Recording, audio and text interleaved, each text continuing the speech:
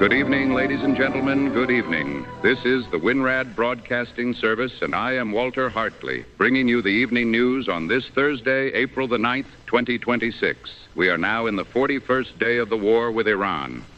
The ceasefire is 1 day old, and it is already in trouble. The bombs have stopped falling on Iran, but they have not stopped falling on Lebanon. Israel launched its largest coordinated strike on Lebanon since the war began, killing more than 180 people and wounding more than 1,000 in a single day. Lebanon has declared a day of mourning. Iran accused the United States of violating the ceasefire.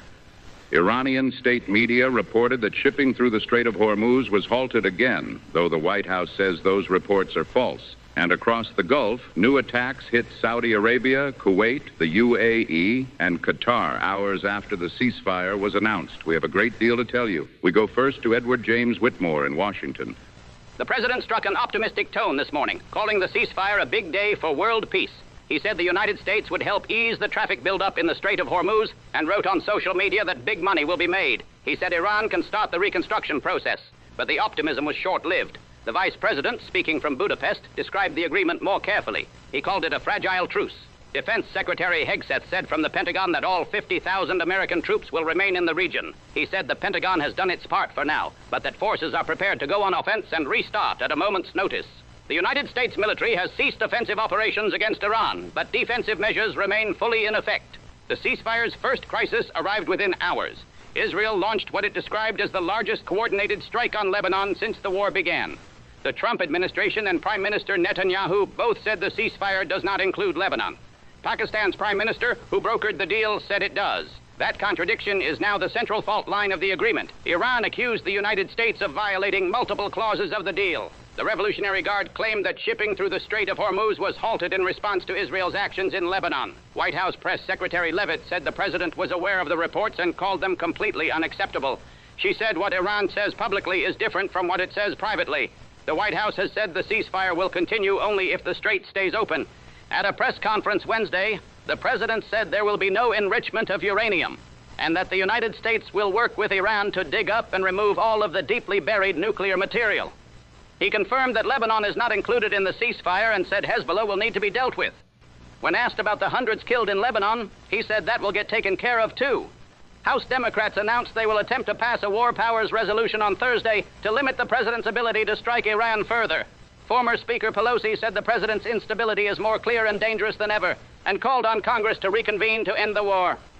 Stay with us, ladies and gentlemen. We go now to Theodore Charles Bennett overseas. The day of mourning in Lebanon tells the story that the ceasefire cannot.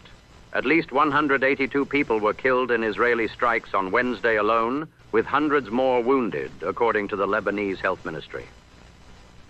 It was the deadliest single day in Lebanon since this war began on March the 2nd.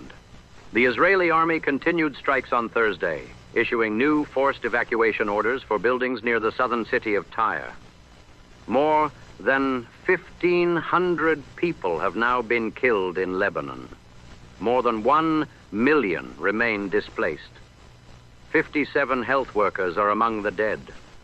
And tonight, Israel says none of this is covered by the ceasefire. Across the Gulf, the first hours of the ceasefire were marked not by silence, but by explosions. The Gulf states reported intercepting missiles and drones throughout Wednesday. Kuwait faced 28 Iranian drone attacks. The United Arab Emirates faced 35. Qatar intercepted 7. Saudi Arabia intercepted additional missiles, and satellite imagery from the European Space Agency showed thick black smoke rising from Saudi Aramco's critical Abqaiq oil processing facility after an Iranian drone attack. Bahrain also reported interceptions. Iran confirmed the attacks, saying they were carried out in response to the bombing of Iranian oil facilities before the ceasefire took hold. The timing, hours after the announcement, raises the question of whether these were final retaliatory salvos or a signal that Iran's proxies and military do not consider themselves fully bound by the agreement. Both the United States and Iran claimed victory. The president said Iran's 10-point proposal is a workable basis on which to negotiate. Iran's Supreme National Security Council said Tehran had forced the criminal America to accept its 10-point plan. The Council's statement listed Iran's claimed concessions from the United States, including guaranteed non-aggression, continued Iranian control over the Strait of Hormuz, acceptance of uranium enrichment, the lifting of all primary and secondary sanctions, termination of all Security Council and IAEA resolutions, payment of compensation, withdrawal of American combat forces, and a stop to the war on all fronts, including Lebanon. The United States has not confirmed acceptance of any of those terms. The gap between what each side says the agreement means is vast. The rights organization HRANA has now put the total death toll across the region at approximately 3,400, including more than 1,600 civilians in Iran alone. 13 American service members have been killed in combat. 2 more from non-combat causes. 365 have been wounded. In Lebanon, more than 1,500 dead. 23 in Israel. More than 24 in the Gulf states and the West Bank. The talks begin tomorrow in Islamabad. Pakistan's Prime Minister has invited both delegations. Whether those talks produce a lasting peace or simply a longer pause before the next escalation is the question that will define the coming weeks. And with that, I send it back to you, Walter. Ladies and gentlemen, the markets told part of the story today. Oil fell below $100 a barrel for the first time in weeks. American crude settled at $94.41, down more than 16% in a single day, the largest drop since April of 2020. Brent crude settled at $94.75. Stock markets around the world surged. Seoul rose nearly 7%. Tokyo rose 5.4%, but by Thursday morning, oil had climbed back above $97 and Asian markets were trading lower again. The relief was real. It was also brief. The Energy Information Administration has said that even if the ceasefire holds and the strait reopens fully, Middle East oil production will not return to pre-war levels until late this year. 41 days. A ceasefire that is 1 day old and already cracking. Lebanon in mourning. The strait open, then perhaps not. Then the White House says it is. 2 sides claiming victory over the same piece of paper. 50,000 American troops staying where they are. And talks beginning tomorrow in Islamabad that will determine whether this was the beginning of peace or simply the intermission before the next act. Hold them close tonight, ladies and gentlemen, especially the people of Lebanon who woke up to a ceasefire that did not include them. This is Walter Hartley for the WINRAD Broadcasting Service. And now, from the home front, here is Dorothy Wilson. Well, good evening, ladies. 1 day into the ceasefire, and already it is complicated. I am not going to pretend to understand all of it, but I do know this much. The gas prices are not going to drop tomorrow morning. The groceries are not going to get cheaper this week, and the bills are still due on the 1st of the month. So ceasefire or no ceasefire, we have work to do.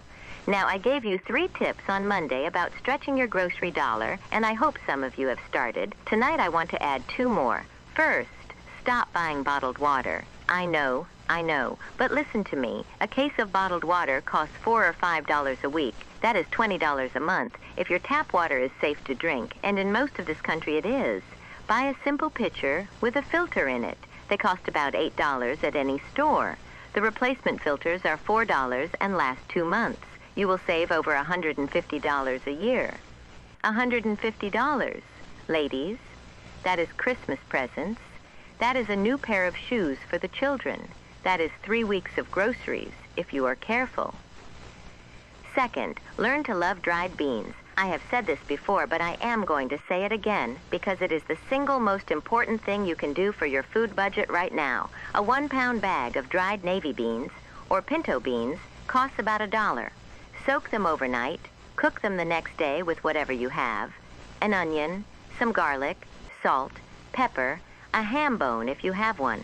That single bag will give you 4 to 6 servings of protein. Compare that to a pound of ground beef at $5 or $6. The math is not close. Beans and rice together make a complete protein. That is how half the world eats, ladies, and it is how our great-grandmothers fed families of 8 on a farm worker's wages. There is no shame in beans. There is only good sense. I know some of you are hoping this ceasefire means things go back to normal. I hope so too. But even if they do, the habits we are building right now, the meal planning, the list making, the using every scrap, the choosing what is on sale over what sounds nice, those habits will serve you for the rest of your life. Hard times teach good lessons. Let them teach you. Now, I want you to do one thing for me tonight before you go to bed. Open your icebox. Look at what is in there. Everything. The leftovers, the half-used vegetables, the jar with 2 tablespoons of sauce in it.